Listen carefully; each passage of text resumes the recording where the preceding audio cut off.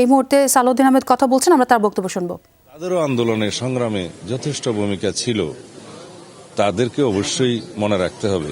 এই বাংলাদেশের মানুষ কোনোদিন আর এই জাতীয় অগণতান্ত্রিক অপসংস্কৃতিকে কখনো গ্রহণ করবে না, প্রত্যাখ্যান করবে। আশা করি ভোটাররা আজকে তাদেরকে প্রত্যাখ্যান করবে। এই সমস্ত ক্লিংকার বেশি থাকলে সিমেন্ট বেশি খাঁটি। আনোয়ার সিমেন্ট বাধাগ্রস্ত করেছে বলে আমি মনে করি না, তবে ওই ভিন্ন রাস্তায় বা অন্যভাবে ক্ষমতায় যাওয়ার যে উচ্চাকাঙ্ক্ষা উচ্চাবিলাস, সেটা চরিতার্থ করার জন্য তারা এই সমস্ত অনৈতিক পদক্ষেপ বা পন্থা অবলম্বন করেছে, যেটা অবশ্যই নিন্দনীয়। বাংলাদেশের মানুষ সেটা প্রত্যাখ্যান করেছে, করবে। আমরা সেই বাংলাদেশ চাই যেখানে প্রত্যেক মানুষ সুষ্ঠুভাবে তার গণতান্ত্রিক অধিকার রক্ষা করতে পারবে, চর্চা করতে পারবে, ভোগ করতে পারবে। তো সেই বাংলাদেশ বিনির্মাণের জন্য সবাইকে ঐক্যবদ্ধভাবে প্রচেষ্টা করতে হবে। আমরা তো কোনো বিভাজন চাই না। এই জাতিকে বিভাজিত করার যারা চেষ্টা করছে তারা ব্যর্থ হবে।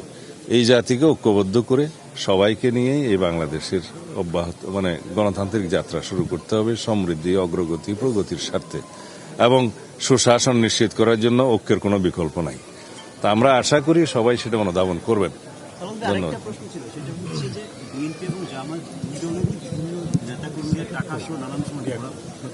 বিএনপির কোন ঘটনা এরকম ঘটেছে আমরা তো দেখি নাই, কোন একটি ঘটনাও উল্লেখ করার মতো আমি দেখি নাই।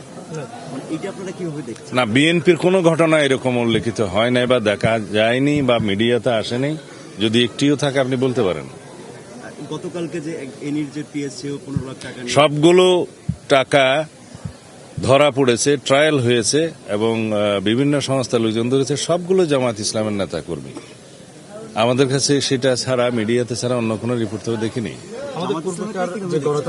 জামাত ইসলামেরটা তো আগেই বললাম, প্রতিক্রিয়া একটি নির্দিষ্ট দল, শেষ পর্যন্ত দলের নাম বাধ্য করলেন আর কি বলতে। আচ্ছা, আপনি 17 বছর পর যে ভোটে এখানে লাইনে দাঁড়িয়ে ভোট দিচ্ছেন, আসলে ছেলে সহ সহধর্মী এসেছেন, তো আসলে কেমন লাগছে এই পরিবেশটা আপনার কাছে? এটা আমি বললাম যে আমি খুবই আনন্দিত। এই অনুভূতি আমার এখন ভাষায় প্রকাশ করতে পারছি না। দীর্ঘ 17 বছর যেই দিনের জন্য অপেক্ষা করছিলাম, সেই দিন আজকে। আমার ছেলে বড় হয়েছে, তার বয়স 35, কিন্তু সে প্রথম এইবার ভোট দিতে যাচ্ছে। তার তো ভোট দেওয়ার কথা আরো 2-3। এই প্রথমবার সে ভোট দিতে এসছে।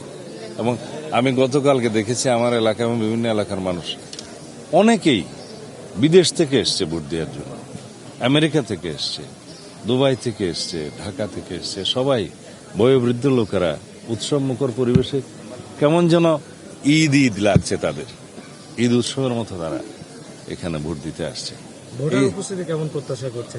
আশা করছি অধিকাংশ ভোটাররা ভোট প্রদান করবেন। শেষে দেখা যাবে কমপক্ষে আমার মনে হয় 70 থেকে 80% ভোট কাস্ট হতে পারে, যেটা এভারেজ 70% আমাদের সম্ভবত। দর্শক, আমরা দেখছি সালাউদ্দিন আহমেদ কথা বলছিলেন।